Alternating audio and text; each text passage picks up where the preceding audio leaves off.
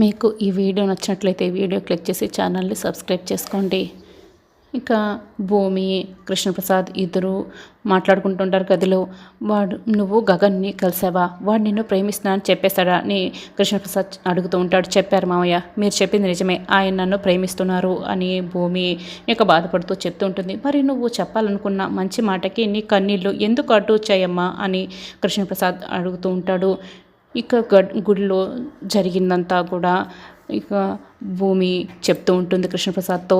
మరి నీ మనసులో మాట నువ్వు చెప్పేయచ్చు కదా అని కృష్ణప్రసాద్ అడుగుతూ ఉంటాడు. మిగతా అంతా కూడా వాడు చూసుకునేవాడు కదా అని కృష్ణప్రసాద్ అంటూ ఉంటాడు. ఎలా చెప్పను మావయ్య, చెప్తే రక్తం పంచిన నాన్నకి దూరం అయిపోతాను అని భూమి బాధపడుతూ ఉంటుంది. నీ పరిస్థితి వాడికి తెలియదు కదమ్మా, నువ్వు మాట్లాడకున్నట్ట వెళ్ళిపోయావని వాడికి కోపం వస్తే అపార్థం చేసుకొని నిన్ను వాడు దూరం చేసుకుంటే అని కృష్ణప్రసాద్ ఇంకా కంగారు పడుతూ చెప్తూ ఉంటాడు.